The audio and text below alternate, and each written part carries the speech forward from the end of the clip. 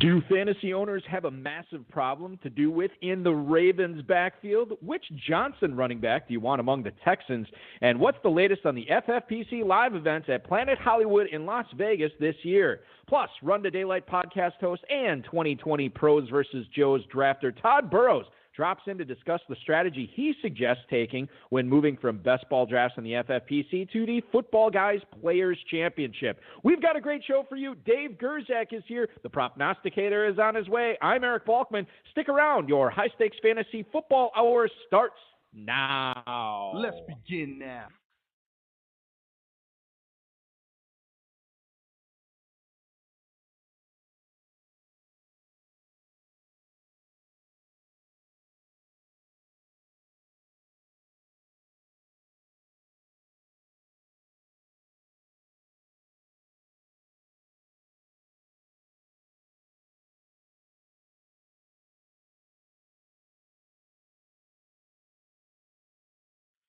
Broadcast live and heard around the world. You are now listening to the most entertaining hour of radio on the planet. It's the High Stakes Fantasy Football Hour presented by MyFFPC.com with your hosts Eric Balkman and Dave Gerzak. The High Stakes Fantasy Football Hour is your home for football analysis from the best fantasy players in the world. And now, because no one else was available, here are Eric Balkman and Dave Gerzak.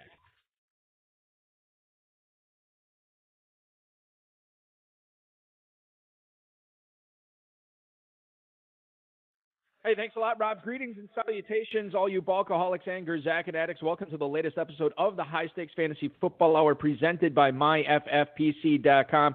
I am your slightly above average host, Eric Balkman, and my co-host is the patron saint of fantasy football, the Dizzle, Dave Gerzak. Coming up on tonight's show, the prognosticator himself, Alex Kaganovsky, swings in to discuss the latest updates surrounding the 2020 FFPC live events at Planet Hollywood in Las Vegas, Nevada, and Todd Burros also joins us to talk about the best way to change up your strategy between best ball and Football Guys Players Championship drafts and more. I want to shout out the chat room. Right now, you can post any questions you might have in there. If you want to connect with us on Twitter, you can do so at HSFF Hour, at Eric Balkman, at David Gerzak.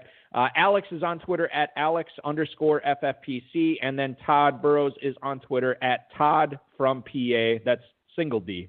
Todd. You can also post on our Facebook page at facebook.com/HSFF Hour. And 347-426-3682, 347-GAME-OVA is the number you can call if you want to hang out and chat with us tonight live on the air. highstakesfantasyfootball@gmail.com is the inbox where you can send all of your questions and all of your comments on the show. Our producer and mutual friend Rob, our audio engineer, I almost forgot his title, and my best friend Bryce will be getting to those. We'll try, we get two guests tonight, so I don't know how many emails we'll get to, but we'll do our best to get to all of them in the fantasy feedback segment coming up later on in the show. Want to remind everybody, MyFFPC.com, the home of season-long fantasy football, has Dynasty startups still available. We got a bunch of them going off, some popping off, as early as this weekend. Best ball slim leagues and your standard best ball super flexes also active there. Those continue to fill up daily, both live and slow format. Of course, the 2020 Football Guys Players Championship, we're going to get into that tonight. $500,000 grand prize and that $3.1 million prize pool. And remember, that early bird promotion is live right now, so make sure you're signing up for your Football Guys leagues before June 30th and drafting before July 15th, and you'll get a free $35 FFPC team credit. And I do want to talk about the main event here, but I think we're better off bringing in our first guest tonight. I feel like I'm hosting a talk show, like I'm Carson and you're Ed McMahon, where I'm bringing in our – yeah, exactly, yeah. Dave is drunk. Isn't that right? Yeah, Dave. So we're going to bring in our first guest tonight. He is the co-founder of the Fantasy Football Players Championship. You've heard him on these airways many times, giving you the best props to bet. Tonight, he's going to talk about betting on something else, manner of speaking. It's Alex Kaganovsky. Alex, welcome back to the program, man. Thank you. Thank you very much.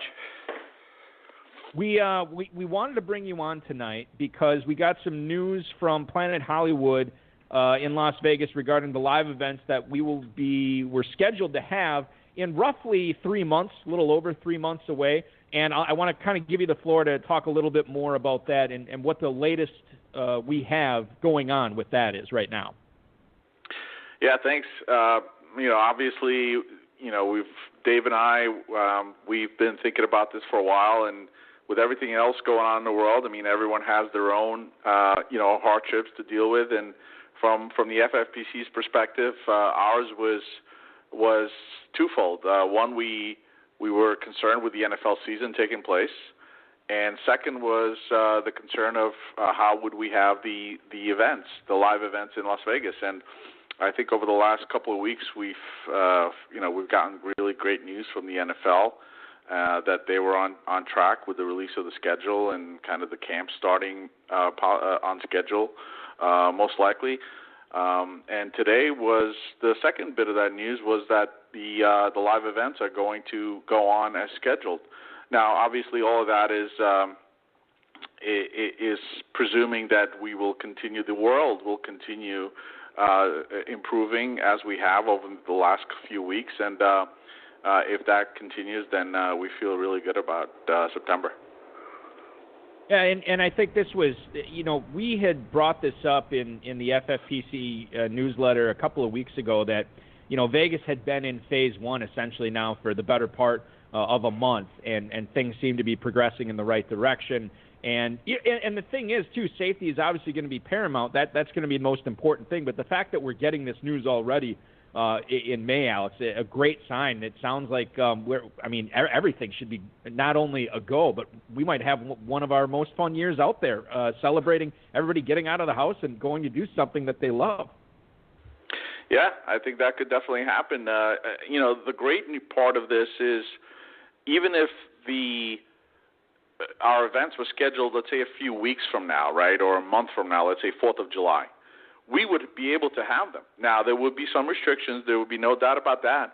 But the fact that we have 3 months from now, or 4 months, is it 3 months or 4 months? It's 4 months. It's 3.5. So it's 3.5 months. Yeah. So the fact that we have 3.5 months to go actually means that by the time we have our events, there may be all restrictions may be lifted completely. To me, that's great news. Maybe some people still would be concerned, and I understand that completely. But the fact that we're heading in that direction, and the fact that we could have the events even as soon as a couple of weeks from now, if we needed to have them, really, gives us a lot of confidence that we're going to be able to not only, like you said, not only have them, but have them really with no issues whatsoever. Have all the parties, have the viewing party, have all the drafts, be able to sit in the manner that we're used to sitting, and and really have it with no issues whatsoever. And it's not just Planet Hollywood too that we expect to be a go. I mean, it's going to be Las Vegas in general. Everything, all the casinos, all the bars. Well, I hesitate to use the word all, but the majority of casinos, the majority of bars, the majority of resorts, everything should be firing pretty close to 100% at that point. So as much as I want to say, oh, hey, this will be the unofficial kickoff to the post-COVID world, and it's going to be awesome, things actually might be going a little bit earlier than that, and we might not be the first event going on out there. Yeah, I don't know exactly when, how the events are going off right now. But again, being that we have 3.5 months, we have a lot of time to make sure that ours is scheduled in a manner that we want to. And also, if and it's obviously it's a big if, but if we need to have a little more social distancing, if we need to have some sort of other requirements, Planet Hollywood will meet those requirements. So they will expand our square footage if need be. And in a very extreme case, with 3.5 months out, I don't foresee this happening. But in an extreme case, let's say if Planet Hollywood for some reason is still not open fully, we would be moved to a larger facility in Caesars Palace. So really, all options are on the table, and things are looking really, really good for us. Yeah, all options too, and basically every option is going to be a good one. There's no it's not like baseball or basketball where they're looking at truncating the schedule, and I'm talking about Major League Baseball and the NBA here. Where all options for us should be all great ones. So, Alex, at this point, there's really not there shouldn't be much stopping FFPC players if they haven't booked their flights, if they haven't booked their rooms yet, if they haven't picked up their discounted main event teams. This is the time to do it. This is an excellent opportunity for everybody to get in on the ground floor, not only with getting the lowest possible price on your FFPC main event team, but maybe some pretty good deals on airline flights, as well as the FFPC room rate we have at PH as well. Yeah, I mean, not to be like salesy or pitchy too much, but that's the truth of the matter. I haven't really looked at the flights. I had my flight booked a long time ago. I probably should look to see if maybe I could even get it reduced. But I'm assuming the flights are about as low as they're going to be now. So now's the time to book them. And I think most airlines are still offering, kind of a no fee cancellation policy. So I don't think there's too much risk in that. Planet Hollywood lowered our last year's rate slightly on Friday and Saturdays. We're down to $169, and on the weekdays we're at $59 to stay in Planet Hollywood. With a $25 resorts fee. So I mean, there's really, in my mind, there's no risk whatsoever. If you need to cancel, you could cancel, but you're not going to get better rates than you are right now, and certainly and flights. Yeah, this is the time to book. This is the time to get in. This is very exciting great news for all the FFPC players. You follow him on Twitter at Alex_FFPC, and we will be counting down the days, Alex, until we have you back on, so you can give us all those great Super Bowl prop bets to bet. Yeah, very good. That'll be about 9 months from now, I guess. Or no, was it? Yeah, roughly, like yeah. All right, man. Thanks for joining us. We'll talk to you again real soon. All right, guys. See ya.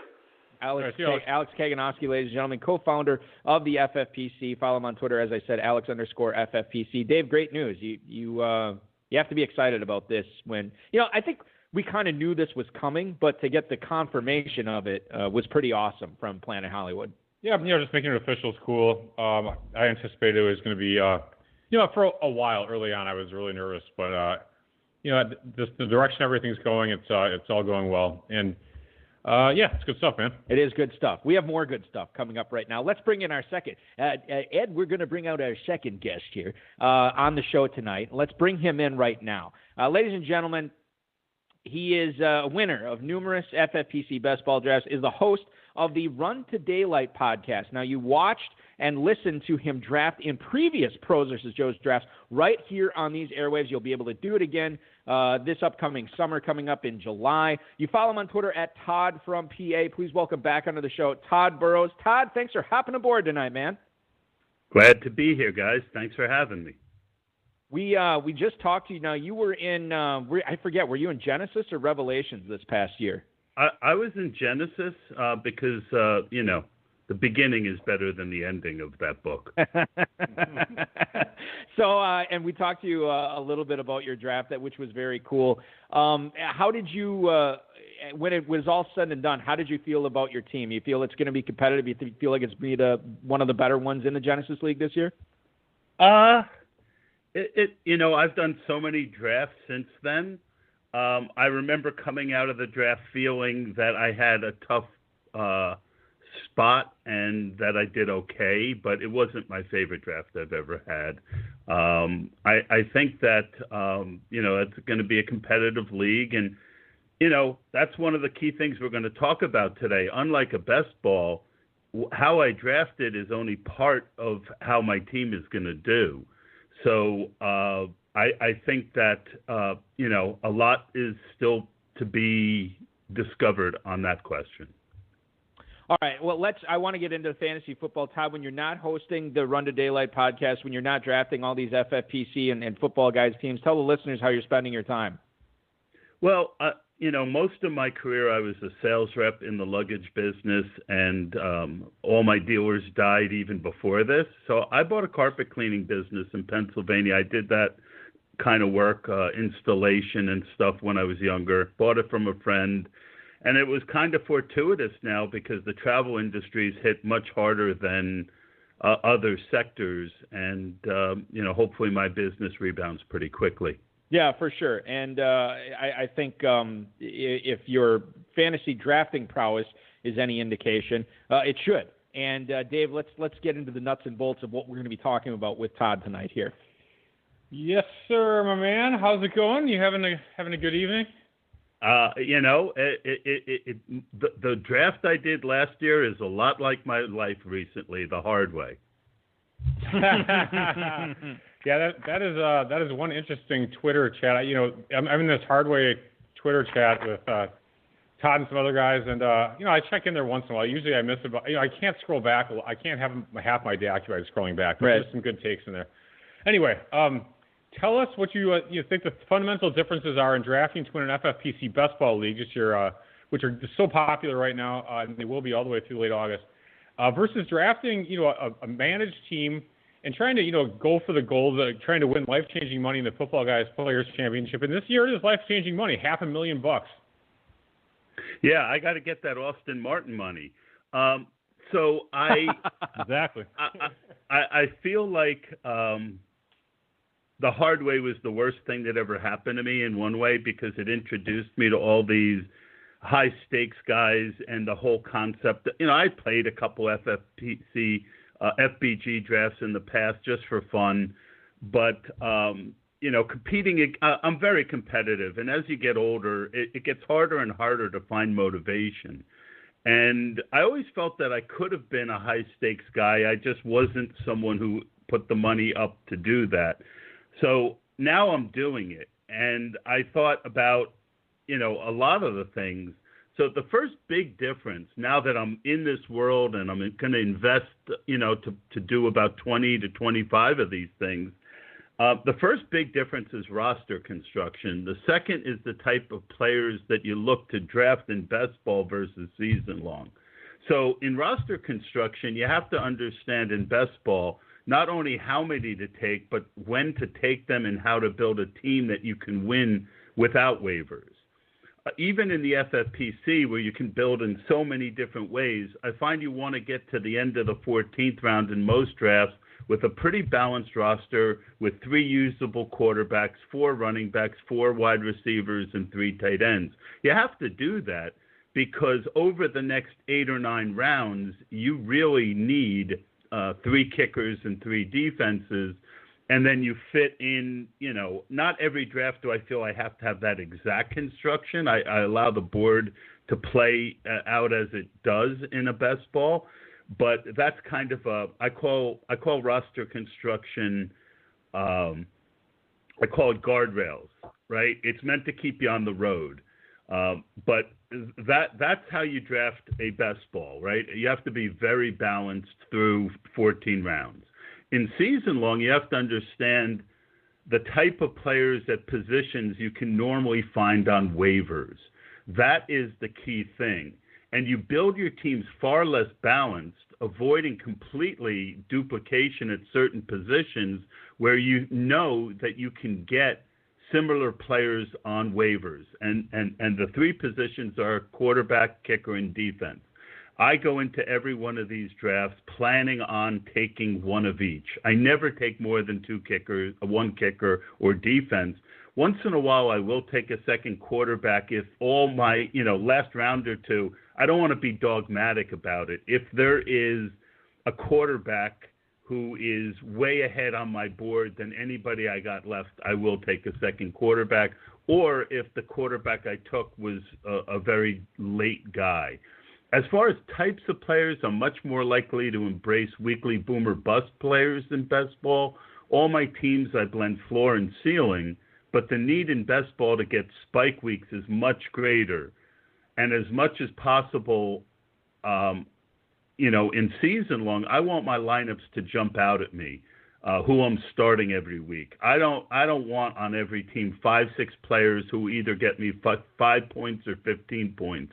I'm much more likely to shoot in the middle with floor or just complete dart throws, guys who I think have no floor and all ceiling, or guys who have like once in the middle rounds, I'm much more likely to take. I don't want the Kenny Stills type in season long as much. Todd, so that's roster construction. As far as when we talk about balancing risk, what does that sort of mean to you, that term versus, season-long versus best ball? Are we talking the types of, number of players you're going to draft at each position? Are we talking about specifically the types of players that you just mentioned, the ceiling, all ceiling, no floor types guys? How do you balance risk in these two formats? Well, the first thing you have to understand, I think, in anything, and I think, everyone has different advantages. Some guys are great with numbers. I'm not. I respect numbers, but I'm not going to make a spreadsheet that tells you how to win a draft. But what I can do is take advantage of human nature's natural tendency to be black or white. People seem to either draft these tourney teams like they would any other season-long league, figuring, hey, let's just get to the playoffs and YOLO it. Others seem to be focused on winning it all. But you have to remember, you have to get to the playoffs to get a chance at the big money. So finding interesting ways to load your teams after the first few rounds for upside for late in the season, while also having guys who you need to early in the season to get you there, is kind of how I do it. A perfect example is the backs who had rookies drafted there, who are going to have a role, especially this year where rookies don't have the normal time to get ready. Guys like Damian and Carson might not win you $500K late in the year, but they might help you to get off to a 5-1 start after 6 weeks. And then a lot of times I'll balance them with a rookie running back, one of the 5th or 6th round guys, especially I like Dobbins. I think, if things break right for him, so that's one way that I balance risk. And I don't know that everyone thinks, hey, I need some guys who are going to get me to the playoffs, and then I want to also have enough, those guys who can crush it late. Todd, you said you're going to be drafting multiple teams at, 20 or 25? That's outstanding. Thank you. We appreciate it. In the Football Guys Players Championship, people sometimes, and maybe you can tell us what your general strategy is as far as, there's players you really like. And obviously you may take Christian McCaffrey. If you get a bunch of number 1 picks, you're going to take him. But let's say there's someone you like at the 8-9 turn. No, maybe not. I don't maybe get that's fine. early pick. So, oh, yeah. Well, those only go to Austin Martin and some of the other guys in the Hardway chat. But if let's say you get a bunch of 8-9 picks and you're considering that Aaron Jones in the second round, or Nick Chubb, or Josh Jacobs, Miles Sanders, those types of players, how do you prefer diversifying? Do you just say the YOLO way as you described it and just take the same guy every time, or what do you do? You try and diversify or stick with one player? I'm a tier drafter, and this is a deeper answer. I think it's a great question, and it's something I thought about as part of the last answer. It's really important to know going into drafting, who's in the draft with you, but exposure is a really big part of best ball, and it's something I have an advantage at because I have built portfolios. So the simple answer is, if I've got 3 or 4 guys on a tier, especially early, I'm going to mix it up because of injuries in football.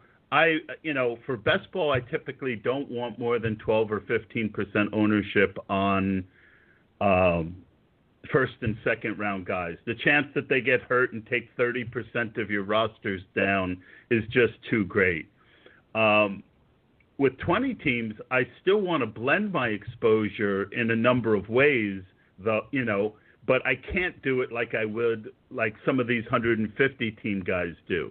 When you have 150 teams, I guarantee you the guys who are doing it are much more focused on winning it all than I am, and much more likely to YOLO a few teams and have more risk in certain teams than I can afford to do in 20. But I always want to blend my risk, but it's probably double what I would do in a best ball portfolio where I can get 150 to 200 teams. FFPC Best Ball multi-league champion Todd Burros joins us tonight, Run to Daylight podcast host. You follow him on Twitter at Todd from PA. Todd, you touched on the quarterback situation from season long a little bit earlier and how you handle it there. What's your general approach in drafting quarterbacks? Are you willing to take the risk on Jackson or Mahomes early? Do you like to get 2 or 3 in the middle? As far as best ball goes, how do you normally draft your quarterbacks? Well, I always find it funny on Twitter, like, you get all sorts of questions on Twitter. One I've seen recently is, I'm more of a late round quarterback guy. I think, again, people look at these guys who've had, when you go back to 1984 with Marino, Peyton Manning's big year, every single quarterback who's had an outlier year came back to earth somewhat the next year. So I'll only take. I don't have any Lamar shares or Mahomes shares yet, and I would take Mahomes in the late second round, but he's not even getting that far back anymore. Just to have a share or two. And part of the reason I'm getting no early picks and Lamar is going, but even then I don't know if I would take him. But the funny thing on Twitter that I wanted to mention is people ask you who the next Lamar Jackson or Patrick Mahomes is, and the answer is most likely nobody, right? I mean, those kind of outlier seasons that we've seen from these kind of guys the last 2 years are pretty unheard of for young quarterbacks in the NFL. And I just don't see anyone who's in a situation with an offense that's tailored to their skills like either of those two. So what I tend to do is I will take one of the top 6 quarterbacks if they drop a half round to a round. So I'm doing a draft right now with Elliot Christ as a partner, and we took Dak in the middle of the 7th round. He often goes in the 6th round.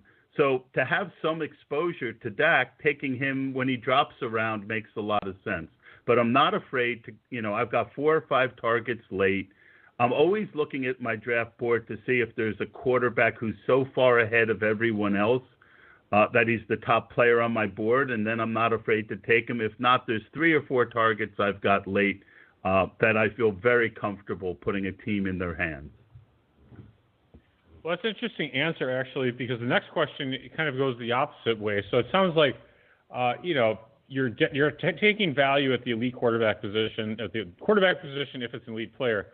Having said that, with regard to like running backs, tight ends, and receivers, if there's a player you really like, is this something you might look at reaching for a player and drafting a player a half round to a round ahead of their ADP just because you just have to have them? Well, if you remember the Hardway draft, you remember that I created a furor by taking Derrick Henry at 2-2 when his ADP was late third.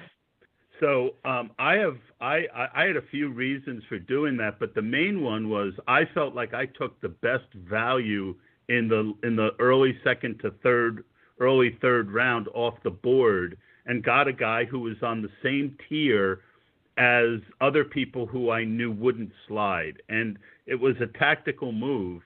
And you were right. Beyond that, though, I'm sorry, go ahead. I was going to say, you were right. Totally right. 100% right. Right, yeah. And I almost won the league. I had 3 guys get me 12 points on the last day. I needed 23 to win, and Diggs, Coleman, and Fuller got me 12. So I came really close to winning that thing last year. But, the bigger thing, again, I talk about is tier drafting. If I have a guy in a tier, and I remember the Genesis draft, everyone gave that guy heck for taking Kenyon Drake at 1-6, and he actually did me a favor because I had Drake in the middle of a tier, and it made me think more about him. And I've been reaching for Drake as early as 1-7 or 1-8 in certain drafts because I feel out of all the guys in that second tier beyond McCaffrey and Barkley, he's the one who was used as a workhorse back last year, who also catches passes as well as has a running game role. So, I am not afraid to reach. I'm not afraid to be aggressive. But, one of the really interesting things is you have to realize that ADP for these football guys' drafts is not ADP elsewhere. There's a lot of really sharp guys, and they're willing, if you sit back, we had a famous analyst in one of these drafts a week or two ago, and, he completely lost it because he was waiting for these guys to get to him that never got to him. I think I sniped them 3 or 4 times. And you got to know the draft that you're in, and you also have to take calculated risks. And I guess that would be the best answer. But the one other point I wanted to make on that is you can also take advantage because all these guys do know each other. They can try and they're so competitive, they can try and outdo each other, and they can drive a guy's ADP in these football guys things well past where his floor is and make him a ceiling-only play. A perfect example last year was Darrell Henderson. And, and it creates what I liked. And I fell for that one, too. It was my first year doing this, and I saw all these really smart guys doing it, and I just found myself doing it. This year, I'm a lot more back to what I like to call avoiding the Wile E. Coyote syndrome, where you're so eager to get what you want that you find yourself flying off the edge of a cliff.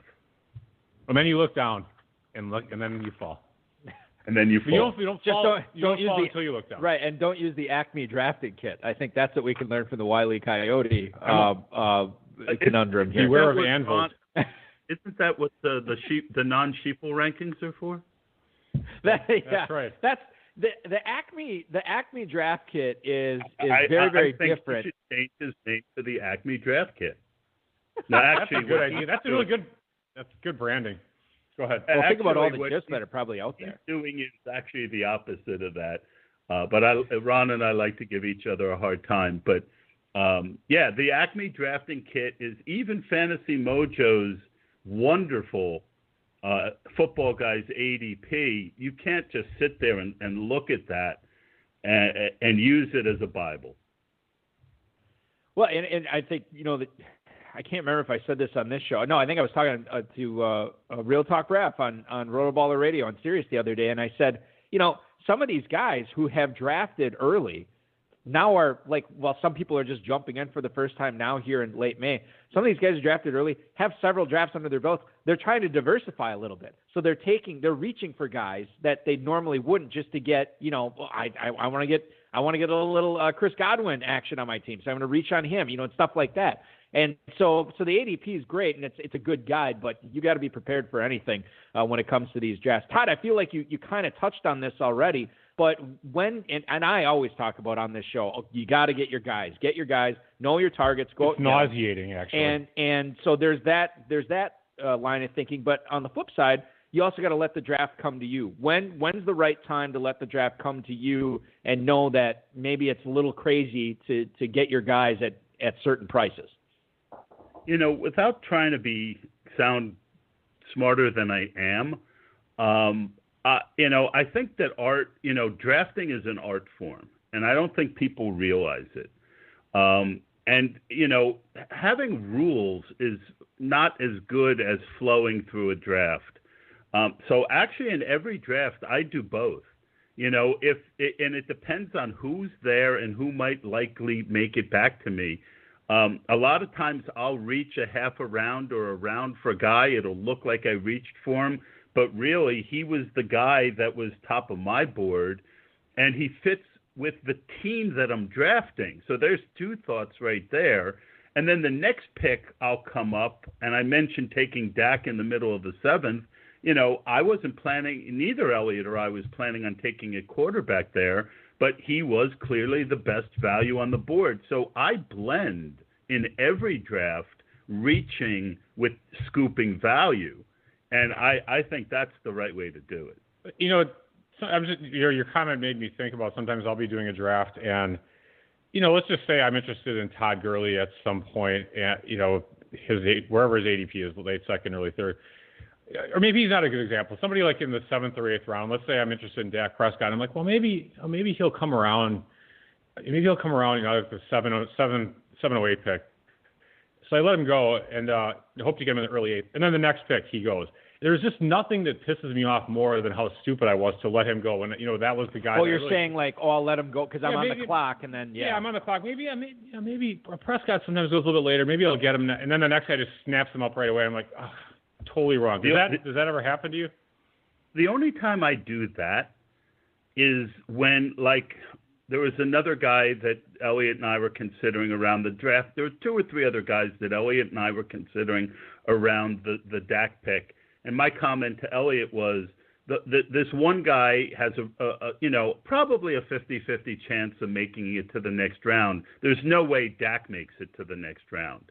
So I will, if I'm between guys that I really like, I talk a lot about tiebreakers. One of my tiebreakers is who's more likely to make it back to me. But if there's a tier difference, even if I have one guy who's in my top tier that's left and everyone else is the next tier down, even if he might make it to me, I just take him because, like you said, there's nothing worse than, a guy has an ADP of 8.3 and you have pick 8.2 and he goes at 8.1 when he was the top guy in your board at 7.9 or whatever it was. Yeah, and exactly. And you were thinking about taking him. You're like, maybe I'll wait. Anyway, so let's talk about rookies. We got the COVID-19 epidemic going on. Possible mini camps are going to be mini camps are canceled. We're not sure what's going to happen with training camp. What are you doing with rookies in the Football Guys Players Championship this year? And if you are drafting a few of them, maybe you can just leak a few names. That'd be great. Well. I tend to have the really popular rookies 2 to 3 rounds later in value than even the really smart guys do this year. I mean, they could be right, but one of the things I learned from last year is just because you hang out with guys who are really smart doesn't mean you have to follow them. You got to be true to yourself. The first rookie that I really consider taking in drafts tends to be Jonathan Taylor, but only once in a while in the 3rd round because I really think they're going to give him more of the role than Mac. All the other rookies, and this goes with the first couple rookie wide receivers, of those guys, the only one that I really seem to end up with any of is Dobbins for the reasons I mentioned earlier. I think that that offense is, if he does get that role late in the season, he could definitely be a 500K winner. But the rest of them, so that's the first 10 rounds. In the second 10 rounds, I load up on rookies because, I don't need them at that point to win regular season games for me. That's where I'm loading up to try and hopefully get 1 or 2 really good bullets for the tournament. Now, that's probably one difference I'm guessing, maybe I'm wrong, versus, like a Football Guys tournament versus a best ball. An example would be, say, taking Hamler, let's say, versus Fitzgerald in a best ball. Was that, just as an example, I don't know if you like either of those players at all, but I mean, if they're going to similar spots, would you be more apt to take the upside guy in the best ball, or would you be more apt to take, just your steady Eddie type guy who's trying to get 10 to 12 points in a league like that? I'm sorry. Could you ask that again? That's all right. I know my questions get boring. But would you take more of a veteran player, like let's say Larry Fitzgerald, or even let's say in the middle of it? I'm sorry. Go ahead. Or let's say or Devin Funchess is another example of a player like he's on a new team versus a rookie player that's not going to have much training camp exposure. And I'm talking about in a best ball format versus the Football Guys type format. Well, in a best ball, I have 0 Devin Funchess because it really comes down to me a thought process of what's this guy's upside should he win the job versus the chance that he's going to win the job, right? So I'm much more likely to take a Brian Edwards, someone like that, whether it's best ball or season long. I'm much more likely that late to take the guy who might just have that league-winning upside. Because a guy like Devin Funchess, more likely than not, I feel like I can get him on waivers. Wide receiver is a position during the season where you can get guys like Devin Funchess almost every week. Sorry, Dave. Go ahead. Okay, thank you. When I point to you, and for best ball, the same thing. Best ball wide receiver late, I'm looking for those spike week guys. I'm looking for that guy who is the 3rd wide receiver on the team. but he's going to catch a long touchdown pass 3-4 times a year and get you 15 to 20 points. For best ball, late wide receiver, because I just realized I didn't answer your question, that's the kind of guy I target in best ball. Todd, we got a couple of emails here from listeners that I wanted to read off to you. The first one is from George in Chicago. He writes, who is a sleeper tight end that you can get after the top 15 or so are gone that has the best chance of being this year's Darren Waller? Thanks, Todd. That is George in Chicago. Thank you for the email, George. This is interesting because I don't necessarily know if there is a this year's Darren Waller, sort of what you said about Lamar Jackson and Patrick Mahomes earlier in our conversation, Todd. But I guess if there is going to be, who has the best chance of being one outside of the top 15 tight ends? Yeah, and I think that, the better question, and I don't mean to put George down, but I think that typically once you get past 10, the guys who are in that 10 to 20 range, you can always find, a couple years ago I drafted a crap load of Zach Ertz. He finished strong in Philly that year. Last year, then it was Kittle, who I wasn't on the next year, and last year it was Waller. The two guys that I think, and, I don't know exactly whether they're 10, 12, 15th, but Jonnu Smith and Blake Jarwin are the two guys that I've been most high on. I think Eric Ebron and Ian Thomas and Chris Herndon, if you really want to go late, Jay Sternberger, all those guys have a varying degree of upside. A lot of people tell me they don't see Jonnu getting the volume, but I think, he's so talented. I think he could surprise people with his volume. And I think Jarwin, with Witten gone, is walking into a great situation. So those are my two favorites.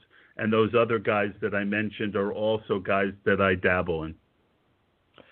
Shameless plug for one of our partners, but Roto Underworld, Matt Kelly, of course, player profiler, asked me to, not just me, it's a bunch of people that he asked to record a short 90-second, 120-second video about a certain player this year for his world-famous draft kit, which is not the Acme drafting kit. And I believe it just came out this afternoon.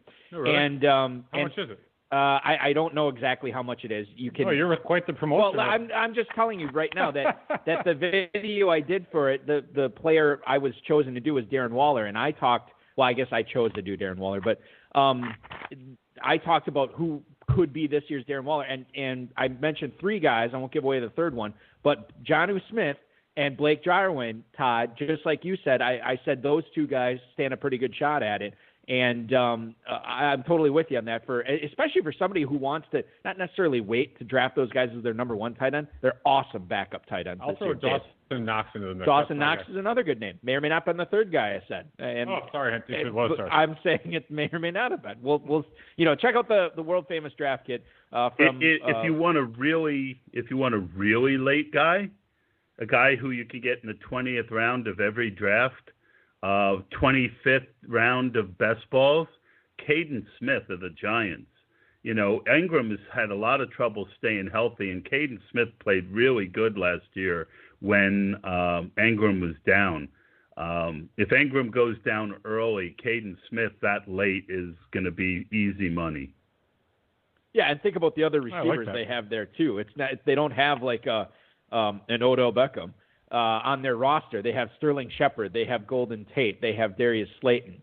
You could have Caden Smith vulturing quite a bit of shrimpy guys. Yeah, and Caden Smith is not. So I really like that pick too. Even if Ingram doesn't get hurt, even if he's not hurt at draft time, he's a good best ball guy. And I guarantee you this, Dave, he will be. He's the type of guy that a lot of those high society, big payback guys love to draft in rounds 17, 18 when it gets to be opening week of the season. One last email here for you, Todd. Before Dave has a question for you. This is from Gary in Santa Cruz. After last year's performance of the strategy, are you willing to say goodbye to zero RB? Thank you for the email, Gary in Santa Cruz. Todd, we have not mentioned zero RB at all tonight. What are your thoughts? Damn running backs keep staying healthy. Yeah. What the heck? What are your thoughts? I guess we'll turn this into a season-long question. Look, that's the opportunity, right? When nobody thinks it's going to happen, this is the perfect year to do zero running back because everyone's convinced it's not a zero running back year.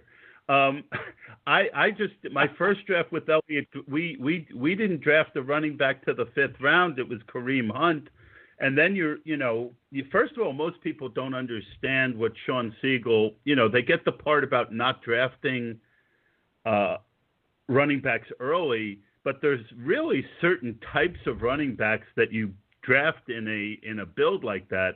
And this year is littered in the 8th to 12th round with guys who, if there is an injury, are going to be really good values. So Madison, Pollard, Zach Moss, and you mix them with some pass catchers like a James White and some of these later guys, A.J. Dillon, so here's my thing. I'm not smart enough to pick which year is going to be a 0 RB guy because I don't have a crystal ball. So every year I build about 10 to 15%, maybe 20% of my teams 0 RB. I don't go into a draft saying this is going to be a 0 RB draft. But if the top player on my board each of the first 3 and 4 rounds is a non-running back, then then once I get through like 3 rounds of it, I say, okay, this is a 0 RB team. I got to start thinking about which running backs I'm going to put in and when I'm going to put them in. So, not smart enough to pick which year. My crystal ball is not good enough to predict which running backs are going to get hurt in which year. Dave, your favorite question for Todd here tonight? All righty, here it is. Who's a player that you've been avoiding in your drafts completely so far this year, and a player you've been targeting in the mid to later rounds, a.k.a. your sleeper? Well, I don't. It's very rare for me to have 0 shares of somebody being drafted early. It's just bad policy. They're being drafted that way. Like I am completely off Clyde Edwards-Helaire in the first round, in the second round, but I took a share in a Football Guys when he dropped to the 3rd. I think I got him at 3.5 or 3.6. I said to myself, this is as late as he's ever going to go. I'm going to do about 20 of these. This is going to give me a 5% ownership on him. If I'm wrong, at least I don't hate my life completely. I love it. The second guy that, and this goes down to, I think, guys like Nelson Sousa are smarter, work harder at this than I do, certainly have more experience. There are, there are a lot of these guys who are on Miles Sanders in the first round, and I can't get there. I still, the whole Sig Bloom's rational coaching, I believe that, planning on your first round pick smashing because your coach is going to do something that he's shown that he never wants to do is a bridge too far for me. As far as a guy that 2 guys that I have late, a lot of, it's Damian Williams and Boston Scott, which share backfields with Clyde Edwards-Helaire and Miles Sanders. Because it's a yin and yang, people are so convinced that those 2 guys are going to be the guy. Well, when I look at the situations, I think Damian Williams has a very good chance of holding that job all year because they're not going to put Patrick Mahomes at risk very often if Clyde Edwards-Helaire can't block. We saw it with Rashad Penny a couple years ago. They believe Clyde Edwards-Helaire is their future, but that doesn't mean the future is going to start year 1 if these backs can't prove that they block. Boston Scott obviously isn't going to beat out Miles Sanders for the job, but I think he has an interesting week-to-week floor. And then if Miles gets hurt, he showed a lot of skill in that offense. So those are 2 guys that I'm taking late. I like it, and it makes a lot of sense. Todd, of course, we all follow you on Twitter at Todd from PA. But tell us a little bit about the Run to Daylight podcast. I know it's a Blog Talk Radio program. When can does your program work? Because ours works like half the time. That's been working pretty good. It's like 80% of the time lately. The phone call, people calling in has not worked lately. Yeah. There's always something with with Blog Talk.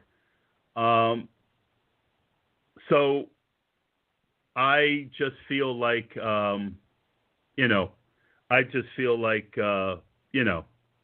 it's good. It's so easy and convenient to use when it does work, and I'm too lazy to go out and try and change it. As far as my podcast, it's evolved this year as I've evolved. It's a little, less about best ball and a little more about football guys. I try and get interesting guests on, and I try and come at things from a different angle than what most people come at it from. And if you listen and you liked what you heard from me today, you'll get a lot more of it on my podcast. I think I've said this before. You just have such a pleasant, I don't know, whatever the mellifluous, the tone of the voice is. Your voice is perfect for radio. My voice sucks. So your bulky yours is not quite as good. Todd's is much better than yours too. I definitely have a yeah. face We all radio. have faces. Yeah. So you're not going to see me on Zoom quite that often. Thank you. That's why we never do that on YouTube, by the way. That's why none of us, we're not doing YouTube videos. Screw that. We've had requests like, hey, why don't you guys do a video podcast? And that is not. I pick my nose half the show. Just look at me right now. I'm like. You need a haircut. I mean, Bulky looks like a shave. Yeah. Hey, did you ever see the movie Teen Wolf? Jesus H. Christ, this guy looks like he looks like Michael J. Fox. Luckily, he doesn't have the tremors or anything in the Parkinson's. But I mean, good God, it's embarrassing. My right hand was shaking quite a bit today. I don't know if there's anything. I would say 3 to 4 weeks ago, I was at Tom Hanks' Castaway, but now I'm at Teen Wolf level. It's not great. Yeah, anyway. But okay, so Todd. So the other thing I wanted to say too, a lot of the topics that we covered tonight, you and actually Dan Williamson covered on your podcast already. So if you want to get more in depth on that, check out that podcast. It's blogtalkradio.com/Run to Daylight. Todd, how often are you doing podcasts on there? Is it weekly, bi-weekly? I try for weekly. I've been a little lazy this year. It's funny. For the last few years, I really was trying to build my podcast, and I always felt like I deserved more, maybe recognition than I got. And then playing with these high stakes guys and how they look down on analysts. I just got, it's hard to get the fire in the belly going at 57, but, I really just would like to show that I'm more, I'm not just an analyst, I'm a dangerous player. So that's been more my focus this year, and hopefully I don't end up looking like an idiot at the end of the year. But that's the best way I can answer that right now. Look, the key to that is if you have a crappy year, you don't talk about it like I don't bring up Andy Isabella. Or Bishop Sankey. Shut the hell up. I don't know. Just let him go. This is the worst. Bishop Sankey. I had a complete fade on Bishop Sankey his whole career. I don't know. So did Bishop Sankey. Yeah. Bishop Stanky. Oh man, he's terrible. Todd, listen, you are going to get. Go ahead. No, I guess the my favorite late round guy this year was looking at tape was Anthony McFarland, and he ended up in a very interesting spot. I think he needs an injury, and for a while he was going in the 10th, 11th round, which was too rich for my blood. He's back in the 13th, 14th round. He's very explosive. To me, I've been very blessed that when I watch tape, certain guys jump off the page at me, and I've been right more than I'm wrong. But Bishop Sankey wasn't. Well, listen, Todd, you are going to get your chance to show these pros what's what in the 2020 Pros versus Joe's drafts, which kick off about 2 months, a little less than 2 months from today. We'll look forward to that. Hopefully you can pop on the broadcast, make a pick or two again, and we'll catch up. We'll follow you on Twitter at Todd from PA. We'll check out the podcast, blogtalkradio.com/Run to Daylight. Todd, what a treat it was tonight talking to you. Thanks so much for your FFPC patronage. Good luck in all your drafts so far this year and the upcoming ones as well. Thanks so much for having me on. Thanks, Todd. Todd Burros, ladies and gentlemen, at Todd from PA on Twitter. Won a lot of leagues in the FFPC best ball division, and I'm betting he's going to win even more in football guys drafts this year as well. Always good to talk to that dude. What a great guy. Okay, so we only have about 6 minutes left, about 5 minutes left in the show. I apologize. We're not going to get to any emails this week. We'll try to do more of them next week, but I do want to get to some of the news around the NFL. And I want to thank Football Guys Riddleworld and Rob for bringing this to us. I'm going to kind of pick and choose here and bounce around a little all the bit. crappy news can be skipped. All right, so Jeff Zrebic from The Athletic. Boy, that's like a haiku in itself. Justice Hill, this is his report, is expected to take a big jump in his second year, according to John Harbaugh. But then John Harbaugh said this: is that really a problem to have 4 guys breaking off big runs and making guys miss? There's roles there for those guys. So and he's talking about Justice Hill, Gus Edwards, J.K. Dobbins, and Mark Ingram. Dave, is the fact that John Harbaugh is saying this now going to make you shy away from owning any Ravens running backs in the upcoming season, given that there's 4 of them that Harbaugh wants to get worked in, or is this just coach speak to you? To me, this is just coach speak. My first player is Ingram, and my first and kind of last player is Ingram on that team for redraft purposes. Okay. Yeah. Mark Ingram, by the way, I think we talked about this last week. They were going roughly back-to-back. J.K. Dobbins has actually overtaken him in the last week in Football Guys Players Championship drafts, thanks to the ADP info we have from FantasyMojo.com here. J.K. Dobbins, running back 28, Mark Ingram, running back 29. They're going at the 5-6 turn. You are totally skipping Dobbins and taking Ingram at that price point, right? That is what I would probably do, yes. If I was playing a best ball and for some reason it worked out and I was in the late area there, I might take them both. And no chance you're going to draft Edwards or Justice Hill late in a best ball, right? Or very little chance, I should say. Yeah, I mean, who knows? Okay. Maybe. All right. I would be more interested in like a Nyheim Hines versus Justice Hill. Yeah. Right? You know what's funny is I was drafting a Kentucky draft a couple of nights ago, and I took Aaron Jones in the second round, and then I was waiting to take A.J. Dillon, and I guess I waited around too long because he went 1 pick before me when I was going to take him, and then I ended up pivoting to Nyheim Hines instead. And I don't feel really necessarily all that bad about it. I did at the time. I'm like, that sucks. I should have got Dillon. But Hines could catch a lot of passes from Phillip Rivers this year if history is any guide, with Rivers dumping the ball off there. 100%. And I think that's a reason I don't mind shying away from Jonathan Taylor this year, because he has a lot of things to deal with. The training camp uncertainty, beating out Marlon Mack, and the fact that he's probably not going to be a 3-down back. He probably won't be much on the field on third downs this first season. Maybe I think he probably will supplant him in 2021. Not 2020.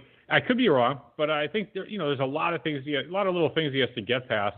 I think he's a super, super, super talented player. So he has a shot. I mean, if you're LaDainian Tomlinson, if you're the next Adrian Peterson, you're going to be fine. You'll make plays. You'll beat all these scrubs. I believe he had the highest speed score of any running back at this year's combine as well. So a lot of things going the right way for Jonathan Taylor for his career, at least. All right, so Carlos Hyde this week signed with the Seattle Seahawks. Terms are not disclosed, according to John Boyle from Seahawks.com. Hyde actually had 1,000 yards rushing for Houston last year, but then didn't get a sniff of anything until Philly and Seattle were kind of interested in him this past week. Chris Carson coming off the season-ending injury. Rashad Penny not expected to be going at the start of the year. In fact, he could be on the PUP list to start. All they did in the draft is they drafted DJ Dallas. They still have Travis Homer there. Carlos Hyde actually played last season with a torn labrum. He had surgery on it in February, Dave. I guess. By the way, I had a torn labrum. I've said this before. Right. Playing with a torn labrum as a running back, who gives a crap? It's not a big deal. Okay. I mean, a labrum hurts when you have to take your arm back. So as a quarterback, it would suck. Quarterback or receiver, where you have to jump up and bring your arm back past your head level. Mm-hmm. As a running back, it just is literally nothing. So he's not being anything. If you're playing with a torn meniscus, now that's different if you're running back. Right. Anyway, go ahead. So the question I was going to have to me, Travis Homer is undraftable. DJ Dallas is borderline undraftable right now.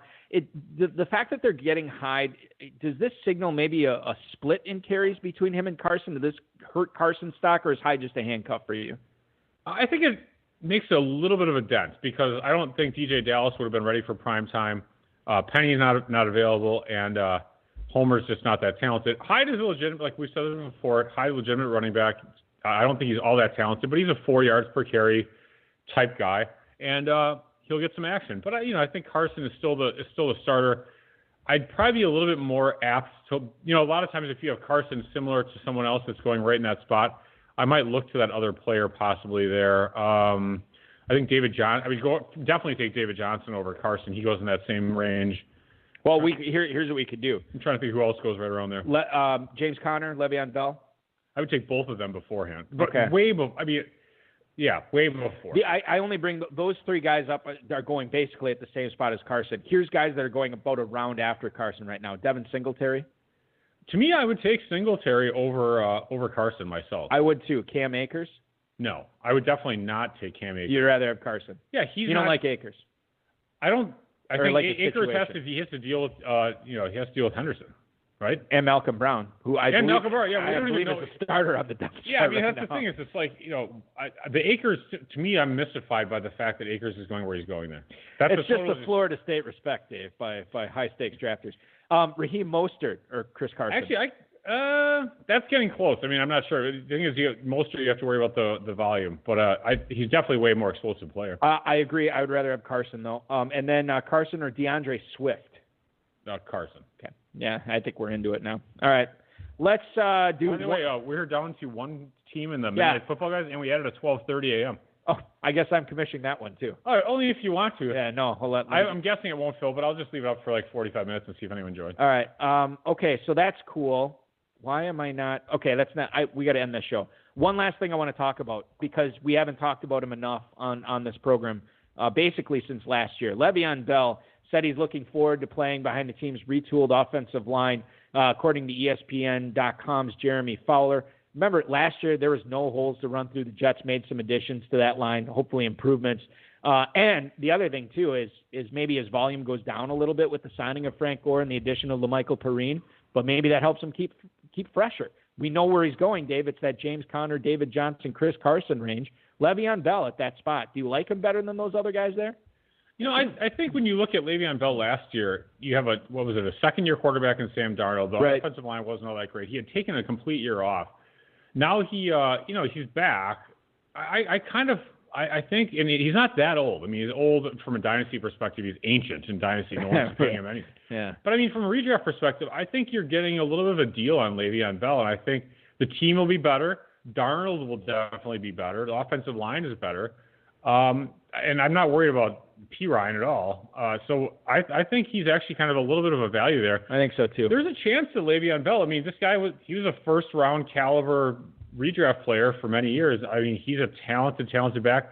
6'7", 5 3-cone drill. That skill doesn't just drop off. I mean, and he's totally stone cold ripped where he was. I mean, and he seems like a professional. He's staying in good shape, I'm sure. I like Le'Veon Bell this year. According to Football Guys drafts right now, Dave, you could start off a team with either Devontae Adams or let's just say you start off with Tyreek Hill and then get Julio Jones at the turn. So you go Tyreek Hill, Julio Jones. Then at your next turn, you could go DJ Moore as your third receiver and then Le'Veon Bell as your number one running back. Not a bad way to start. Yeah, if you're skipping running back early, that's one way to go. Yeah.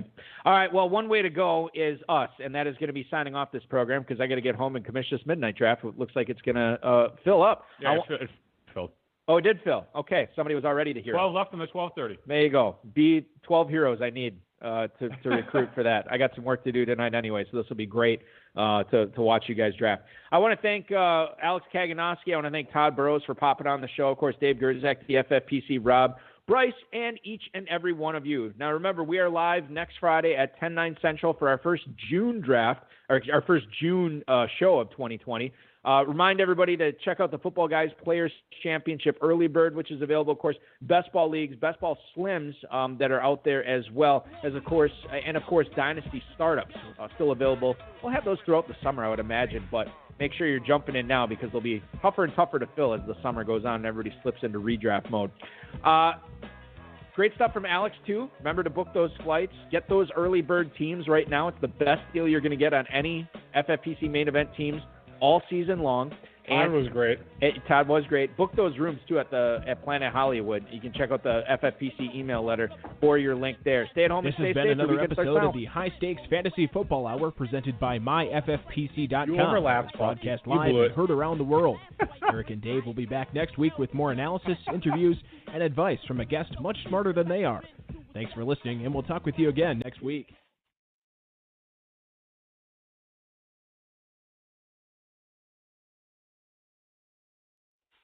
Song is great.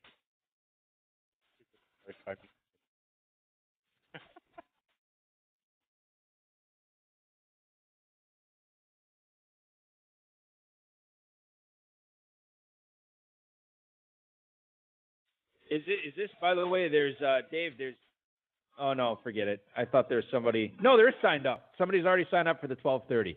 Yes. So only 11 heroes left. Hey, you know, this could fill. Well, you never know. That Big L that did that song, MVP song. He dead. Oh, he is dead? Yeah. I didn't know that. I'd never heard of him. What do you mean 11 left? I don't see 11. I'm showing somebody in the 12:30 a.m. draft. Oh, I must not have. Smokin' Joe's, Team 1. Updated yet. All right. Great. Anyway, Sorry. so the point I want to make, I never heard of Big L, and of course BK Stir Fry, Aaron, called me out on that. He's like, "How have you never heard of Big L?" I never heard of him. I never knew who he was. I mean, he's not that popular. Then I heard this song, and I was like, I recognized that little. I thought it was a sample.